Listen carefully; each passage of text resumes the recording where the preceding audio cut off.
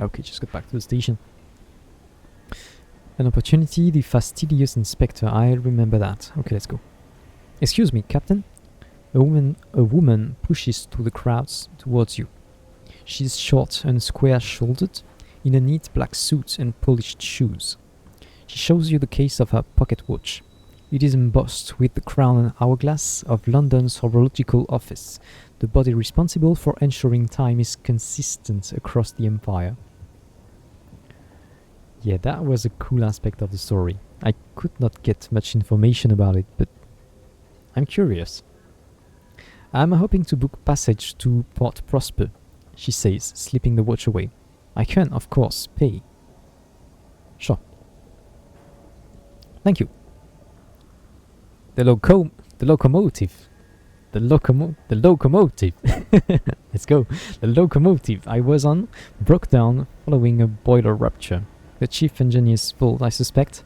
A gentleman fonder of brandy than of diligence. Here, an initial sum to seal our bargain. Prosper lies to the southeast of New Winchester. Not that there is such a thing as north, south, east, or indeed west out here. Instead, London cartographers picked 4 of the brighter, more reliable stars visible from the Empress's new palace and named them north, east, south, and west. Londoners value familiarity. That's pretty cool. Because sure, we are in space, so there are more than 3 dimensions. Okay, we are transporting the fastidious inspector and we got some monies, which is always good. Especially when we don't have much. Right, what can we do? Investigate the black box. Follow your ambition. Well, we haven't accomplished anything, but ponder your ambition. Where to begin? You take advantage of a quiet moment to pull out your journal. The blank page sits before you, smug and unblemished. The horror. Yes, that was written by a writer, all right. At last, inspiration strikes. You need fresh material. That's the ticket. Go out and explore the high wilderness. Gather sky stories and tales of terror to begin the Song of the Sky. Okay, so that's the goal of our character. The captain wants to write this, how is it called? Song of the Sky.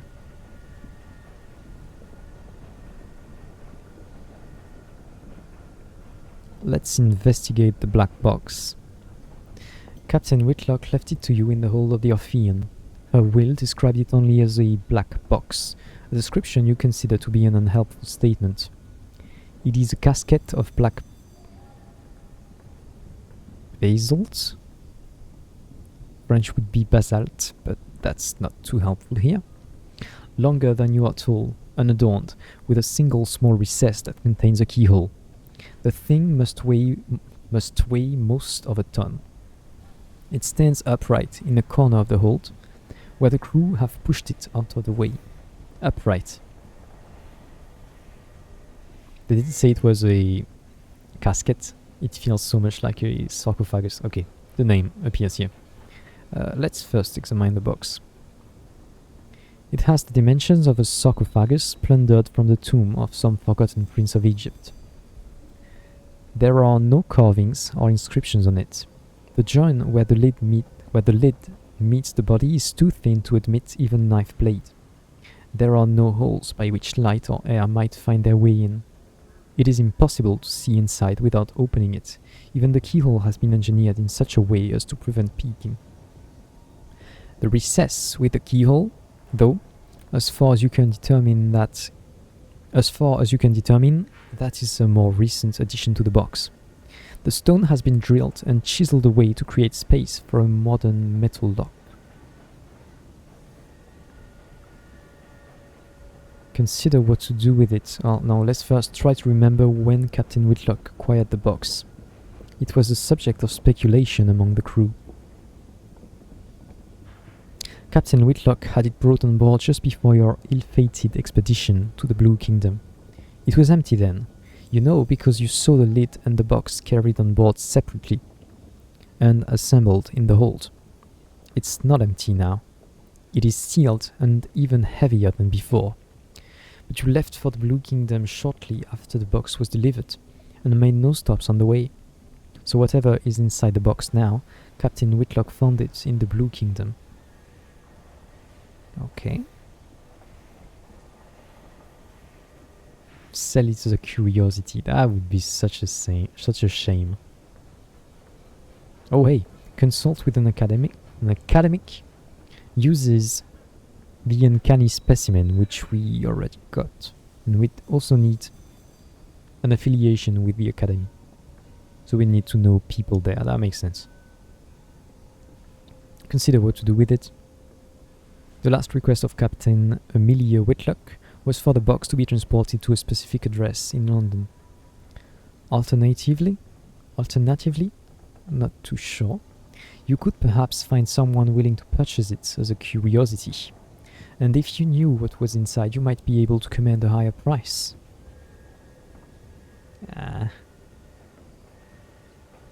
Detonate the lock. Gee, okay. Let's not bother with that anymore.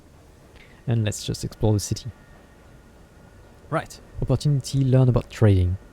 Successful skyfarers fund their expeditions by dabbling in trade. Inquire whether there are any good trading opportunities available. A porter at the station advises you to visit the nearby pub, the Promise of Days, and talk to the seasoned captains here. There. They keep their ears to the ground. They'll know about an opportunity or two.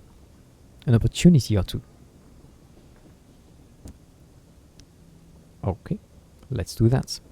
Visit the Promise of Days, a club where seasoned captains gather to trade stories and share advice with younger skyfarers. That would be us. Old pistons gleam on the walls. The shelves are crowded with mementos from across the sky. The clientele raise their voices to be heard above the comforting clamor, I guess that's it, of the adjacent engine yards. Go elsewhere. No. Introduce ourselves to the seasoned captains. They are always happy to offer words of advice, sometimes many words.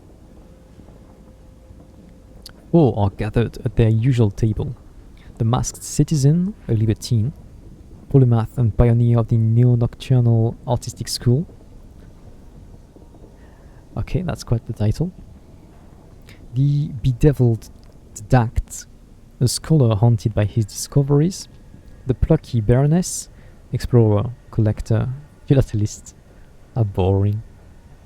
And spatchcocker Meg, who hunts monsters. Of course, everything out here is jolly dangerous, says the baroness. Few risk the skies, so news of distant ports is valuable. Collect port reports from the places you visit, and deliver them to Victory Hall or Company House, which we've not heard of for now. The more you turn in at once, the more they'll pay. Okay. Look for other opportunities on the way, advises the masked citizen. Passengers want transport, rich men in need of bloody work, etc. Ask them how to make your fortune through trade. Between them, they've carried Navarrete gemstones from Eleutheria, souls to the Blue Kingdom, and raw hours to London. Hours are a resource in here. Half the tips. The didact says, fiddling with his innumerable talismans. An essential topic. Meg slides you a stool, and the captains shuffle around to make room. The masked citizen buys you a drink of their own invention. It is violet and foggy. A foggy drink. Does that just mean it's a bit opaque? The plucky baroness gives you a brisk, encouraging grin. Ask away.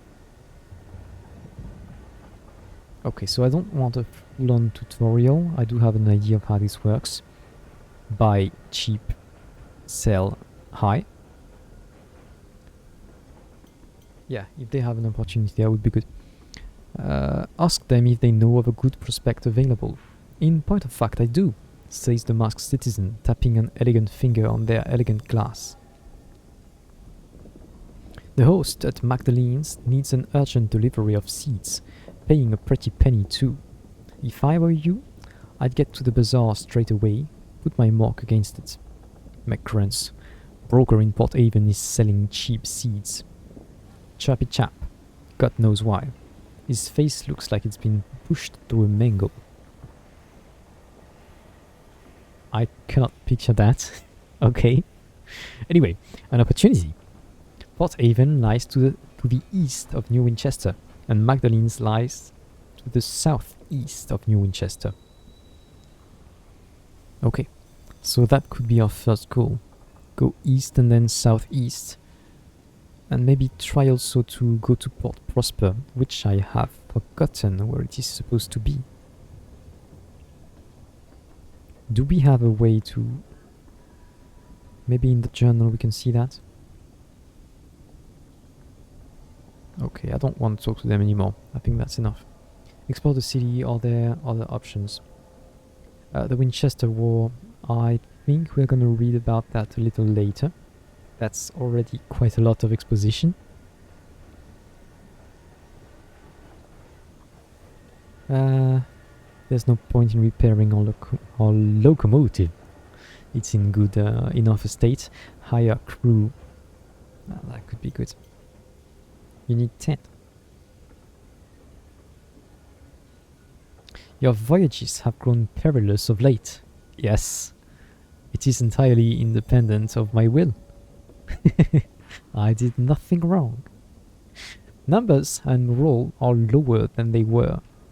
Today, New Winchester is abuzz with rumour. A famous Tackety captain has turned tail and fled back to London, promised a generous pension and a full pardon in exchange for selling secrets. I seem to remember that the Tacketys are the revolutionary faction. So the Reach, and well, London is led by Her Majesty the Empress. The Reach falls under her jurisdiction, but there is this faction, the Tacketys, that are leading a revolution against the Queen. I think that's it. His crew are at a loose end and under a cloud of suspicion. Will they ever find work again? I will off work. Initially, the crew members are suspicious. They think you might be a journalist for the Gazette. Still, they're happy to drink on your coin, and as the night progresses, their reserve vanishes. When they arrive at your engine the next day to sign their papers, they come with headaches and nausea and the last of their things. They go to their berths, ready to make for the stars again. Okay. We refilled our crew. That's another dispensable resource at our disposal. And we've got shops to visit. So, oh, we have to seize the prospects here. Okay, so that's the one they talked about. Seeds for Magdalene's. We need to go to Port Haven to buy verdant seeds and then to Magdalene's. Port Haven is to the east, Magdalene's to the southeast.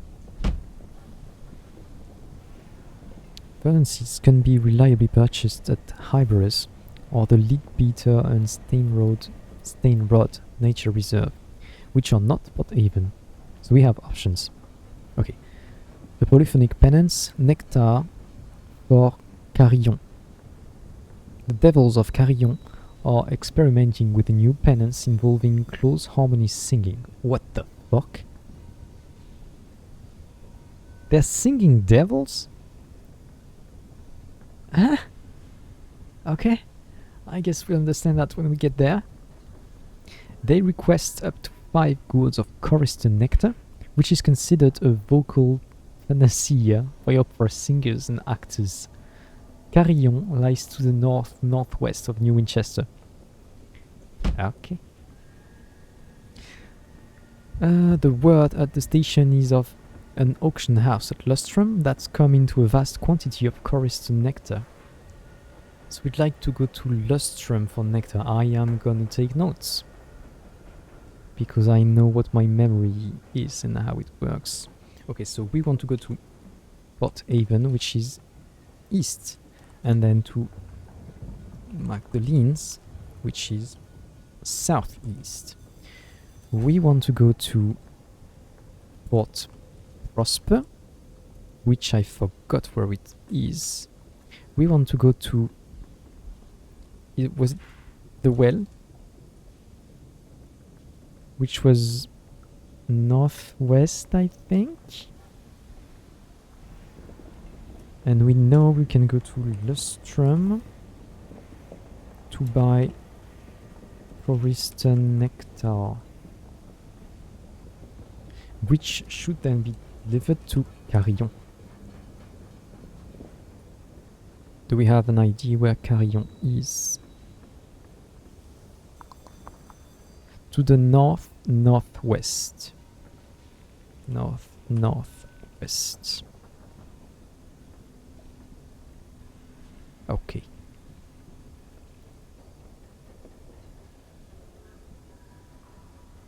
Abraham's Engineering, where we could buy stuff for our locomotive. We don't have that kind of money. That was the wrong button. How do I get back? Okay.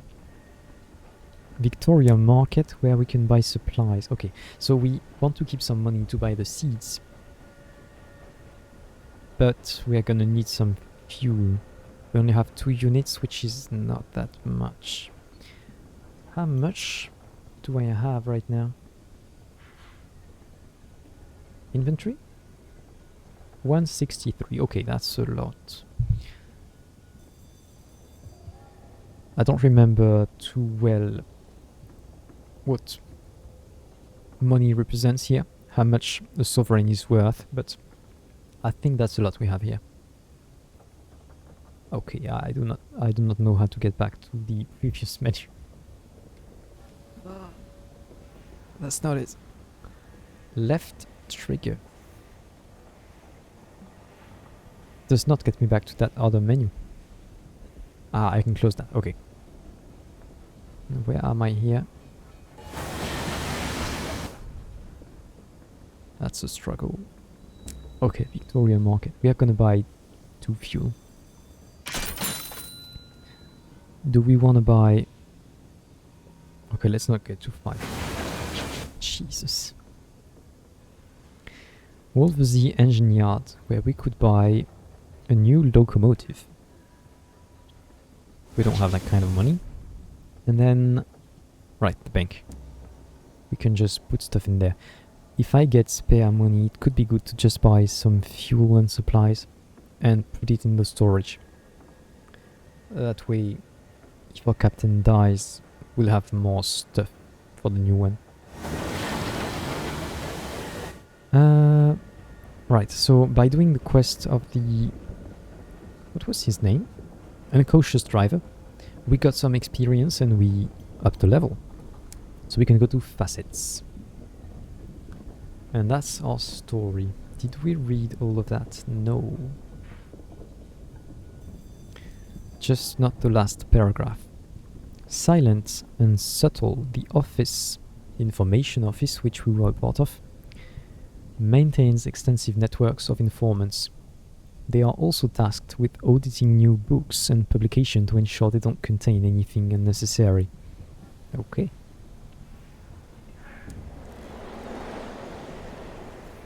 What did the Winds of Fate hold in store?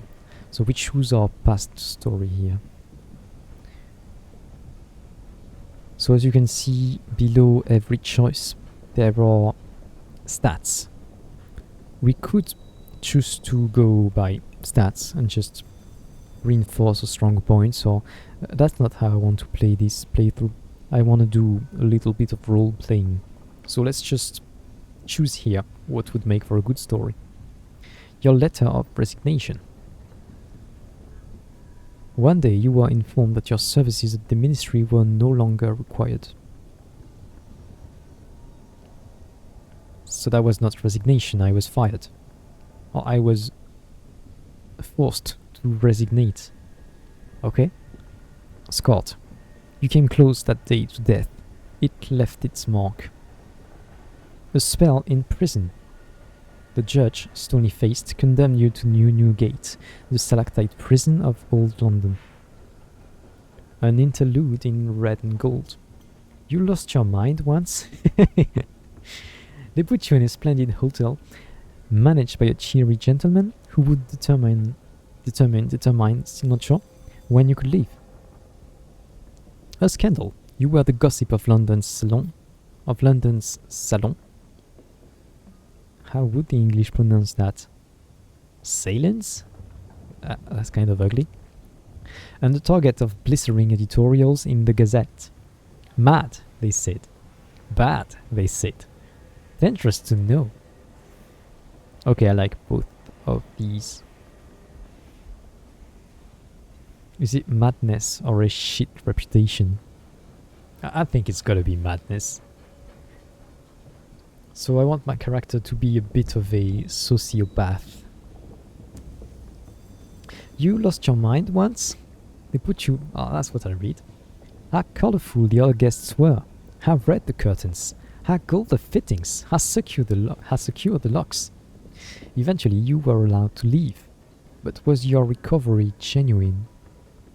Yes, you're feeling much better, thank you. Or no, you just learned to die. Ah, well. You said what you had to, and they sent you home.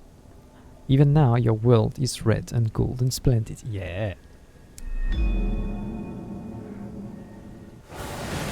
Okay. Do we have other things to do before... So we have our journal here. Oh, the prospects are shown here. And we have information about that. Good.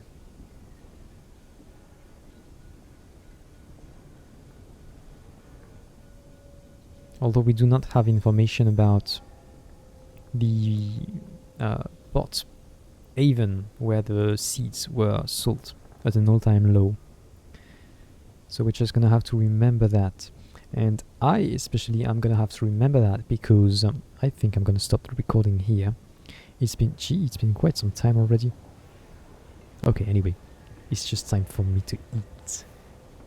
We will continue that next time.